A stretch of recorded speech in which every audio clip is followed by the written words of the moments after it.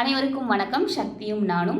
இன்றைக்கி நம்ம எதை பற்றி பார்க்க போகிறோம் அப்படின்னா, நம்ம வீடுங்களில் கண்டிப்பாக நம்ம வைக்க வேண்டிய சில செடிகள் வீட்டில் இடம் இல்லைனாலும் பரவாயில்லை, அட்லீஸ்ட் ஒரு சின்ன தொட்டி விளையாவது அந்த பூ தொட்டி வச்சிருப்போம் இல்லையா, அதுலேயாவது வைக்க வேண்டிய சில செடிகளை பற்றி நான் உங்களுக்கு சொல்கிறேன். இந்த பதிவு உங்களுக்கு பயனுள்ளதாக இருக்கும். கண்டிப்பாக இதை ஃபாலோ பண்ணி பாருங்கள்.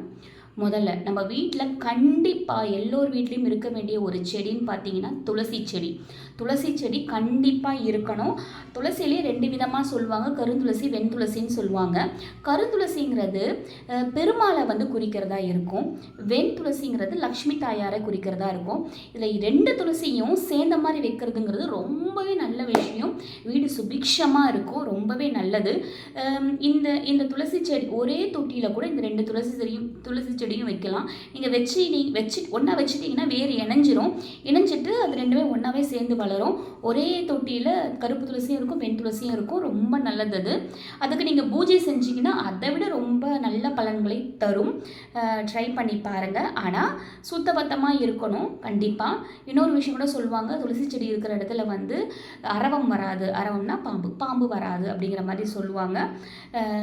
மருத்துவ குணங்களும் நிறைஞ்ச ஒரு செடி தான் இந்த துளசிங்கிறது. அதனால் கண்டிப்பாக வீட்டில் அட்லீஸ்ட் ஒரு சின்ன செடியாவது வச்சு முடிஞ்சால் பூஜை பண்ணுங்கள். இல்லைனா வச்சுட்டு சுத்தபத்தமாக தண்ணி ஊற்றினா கூட அது ரொம்ப மகிழ்ச்சியாக நல்லபடியாக வளரும். வீடு நம்ம நல்ல சுபிக்ஷமாக இருக்குங்கிற பட்சத்தில் நல்லாவே வளரும்.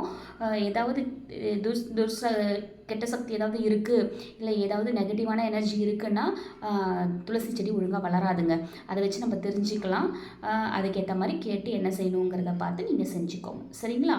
அடுத்து நம்ம வீட்டில் வைக்க வேண்டிய செடிகளில் வர்றதுன்னு பார்த்தீங்கன்னா மருதாணி கண்டிப்பாக வீட்டில் வைக்கணுங்க. லக்ஷ்மி தாயாருக்குரிய ஒரு செடி அது. மருதாணி சின்ன செடியாவது வைக்கணும். அதாவது இந்த துளசியும் மருதாணியும் பக்கத்தில் இருக்கிற மாதிரி வச்சுக்கிட்டோன்னா ரொம்ப நல்லது. முன்காலத்திலலாம் பார்த்தீங்கன்னா நம்ம தாத்தா பாட்டி காலத்துலலாம் வீடுங்களில் மரமே இருக்கும், மருதாணி மரமே இருக்கும். இப்போ அதெல்லாம் நம்மளுக்கு எங்கே மரம் வைக்கிற அளவுக்குலாம் நம்மளுக்கு வீட்டில் இடமும் இருக்கிறதுக்கு சான்ஸ் இல்லை நிறைய பேர் வீடுங்களில். கிராம பகுதியில் இருக்கிறவங்க கண்டிப்பாக இதை நீங்கள் ட்ரை பண்ணி பார்க்கலாம், ரொம்பவே நல்லதுங்க. அதே மாதிரி மருதாணி கையில் வைக்கிறதுங்கிறது ரொம்பவே நல்லது. நல்ல ஒரு லக்ஷ்மி கடாட்சியத்தை தரும்.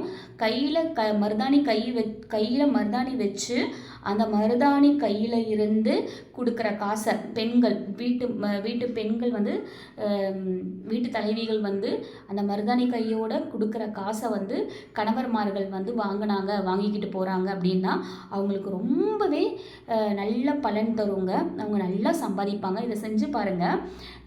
கையில் மருதாணிக்கு உங்கள் கையால் நீங்கள் காசு கொடுக்குறீங்க, கணவன்மார்கள் தினமும் அவங்களோட கையால் காசு வாங்கிட்டு போகிறீங்கிற பட்சத்தில் உங்களுக்கு நல்ல பலன் தரும். நல்லா நீங்கள் சம்பாதிப்பீங்க, நல்லபடியாக முன்னேறுவீங்க. அதுக்காக அவங்க கையிலேருந்து காசை வாங்கணும்னு பார்க்காதீங்க. நீங்கள் முன்னால் கொடுத்துட்டு அதுக்கப்புறம் அவங்ககிட்டேருந்து வாங்கிக்கோங்க. அப்போ உங்களுக்கு கண்டிப்பாக செல்வ வளம் கூடும். இதை ட்ரை பண்ணி பாருங்கள், ரொம்பவே நல்ல ஒரு பலன் தரும் இது. அடுத்து கற்றாழை வீடுங்களில் வைக்கிறது ரொம்பவே நல்லதுங்க. சில வீடுங்கள்லாம் கற்றாழையே தொங்க விட்டுருப்பாங்க, பார்த்துருக்கீங்களா? திருஷ்டிக்கு கூட தொங்க விட்டுருப்பாங்க. இந்த கற்றாழை செடியானது நம்ம வச்சுருக்கும் போது அது நல்லா நம்ம வீடு நல்லா இருக்குங்கிற பட்சத்தில் ரொம்ப நல்லா முன்னேறும். அப்படிங்கிற பட்சத்தில் அந்த கற்றாழையிலேருந்து பூவே வளருங்க. சில வீடுகள்லாம் பார்த்திங்கன்னா கற்றாழை பூ குறுத்து விடும், பார்த்துருப்பீங்கன்னு நினைக்கிறேன். இது அப்படி விட்டுச்சுன்னா அது ரொம்ப நல்லதுங்க. வீடு நல்லபடியாக இருக்கும் அப்படிங்கிறதுக்கு அர்த்தங்க.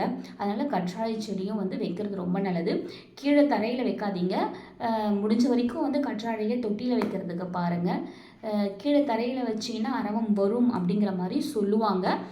மேலே வச்சிங்க தொட்டியில் வச்சிங்க அப்படின்னா அது உங்களுக்கு நல்ல பலனை தரும். முயற்சி பண்ணி பாருங்கள். அடுத்தது நம்ம பார்க்க போகிறது கற்பூரவள்ளிங்கிறது ரொம்பவே மெடிசினல் வேல்யூஸ் இருக்கிற ஒரு செடிங்க. ரொம்ப நல்லது. நம்ம சாதாரணமாக என்ன சொல்லுவாங்கன்னா, கற்பூரவள்ளி செடி இருந்துச்சுன்னா பாம்பு வராது அப்படிங்கிற மாதிரி தான் சொல்லுவாங்க கிராமங்களில். இதில் இன்னொரு விஷயம் என்னென்னா, கற்பூரவள்ளி செடியிலேருந்து இலையை தினமும் நம்ம சாப்பிட்டோம் அப்படின்னா சளி பிடிக்கிறதுங்க. சளி சேரவே சேராது.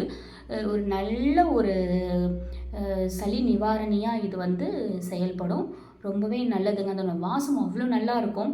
செடி கொஞ்சம் நிறைய வளர்ந்துருச்சுன்னா ஒரு சாயந்தரம் வேளையில் ஒரு 6:30 மணிக்கு அந்த பக்கம் போனோன்னா காற்றுல அந்த அந்த செடியோட வாசனை வந்து அவ்வளோ ஒரு நல்ல நறுமணம் நல்லா இருக்குங்க. அதை ட்ரை பண்ணி பாருங்கள் நீங்கள். இந்த செடியும் வீட்டில் கண்டிப்பாக நீங்கள் வைக்கணும். அடுத்தது குபேரர் செடி அப்படின்னு சொல்லுவாங்க. குபேரர் செடிங்கிறது முள்ளு முள்ளாக இருக்கும். நான் உங்களுக்கு வந்து ஒரு ஸ்டிக்கர் வேணால் போடுறேன். அந்த குபேரர் செடிங்கிறது ரொம்ப நல்லது. வீட்டில் வந்து குபேரர் செடி வளர்க்கும் போது வீடு வந்து நல்ல சுபிக்ஷமாக இருக்கும், பணவரவு நிறைய இருக்கும், நல்லா இருக்கும் அப்படின்னு சொல்லுவாங்க. அதே வரிசையில் மணி பிளான்ட்டுங்கிறது கண்டிப்பாக வீடுங்களை வைக்க வேண்டிய ஒரு விஷயம். இன்னொன்று சொல்லுவாங்க, மணி பிளான்ட் வந்து நம்ம வாங்கிட்டு வந்துலாம் வைக்கக்கூடாது, எடுத்து வைக்கணும், ஒருத்தவங்களுக்கு தெரியாமல் எடுத்து வைக்கணும் அப்படிங்கிற மாதிரி சொல்லுவாங்க. அந்த மணி பிளான்ட் வந்து எவ்வளோக்கு எவ்வளோ வளருதோ அவ்வளோக்கு எவ்வளோ நம்ம வீட்டில் வந்து செல்வ செழிப்பு இருக்கும். அந்த இலையெல்லாம் வந்து எவ்வளவு பெருசாக வளர்ந்துக்கிட்டு வருதோ அவ்வளவு நல்லா நம்மளுக்கு பணவரவு இருக்கும் அப்படின்னு சொல்லுவாங்க. சில பேர் வீடுகளில் வந்து எவ்வளோ தான் மணி பிளான்ட் வச்சாலும் வளரவே வளராது. அவங்க வந்து என்ன செய்யணும் என்ன ஏதுன்னு பார்த்து அதுக்கேற்ற மாதிரி செய்யுங்க. மணி பிளான்ட் வந்து வளருதுனாலே வீட்டில் நல்ல செல்வம் கொழிக்கும், நல்ல லக்ஷ்மி கடாட்சம் இருக்குது அப்படிங்கிறத நம்ம உணரலாம். அடுத்தது வெற்றிலை. நம்ம வீடுங்களில் கண்டிப்பாக இருக்க வேண்டிய செடிகளில் ஒன்று வெற்றிலைங்க. வெற்றிலை மருத்துவ குணம் இருக்கிறதுன்றது ஒரு பக்கம், இன்னொன்று இதுவும் லக்ஷ்மி தாயாருக்கு உகந்த ஒரு செடிங்க. லக்ஷ்மி தாயார், குபேரர் 2 பேருமே இந்த வெற்றிலையில் இருப்பாங்க அப்படின்னு சொல்லுவாங்க.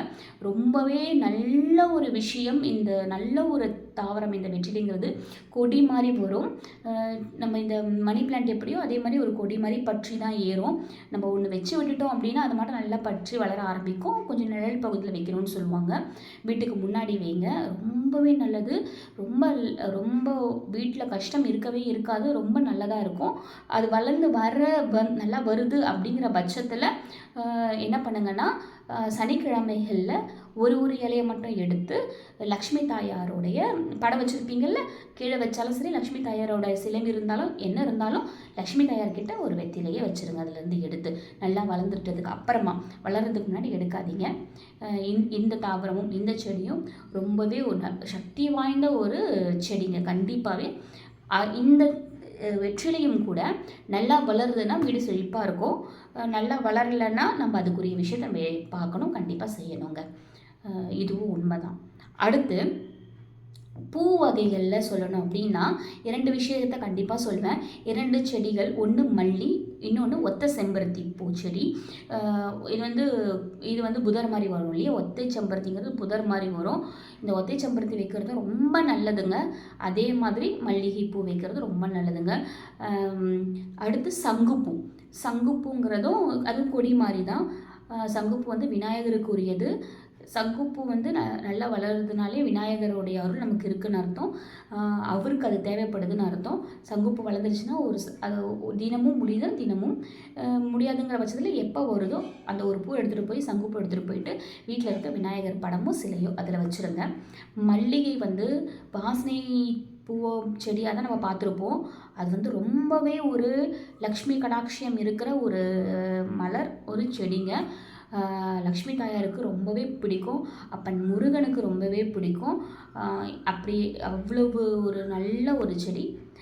அதையும் வீட்டில் வைங்க. இப்போ நான் சொன்ன செடி எல்லாமே நம்ம வீட்டில் கண்டிப்பாக இருக்க வேண்டிய செடிகள். இதை தவிர்த்து நிறைய செடிகள் இருக்குது, நிறைய செடிகள் வைக்கலாம், நம்ம வந்து வளர்த்து மகிழலாம்.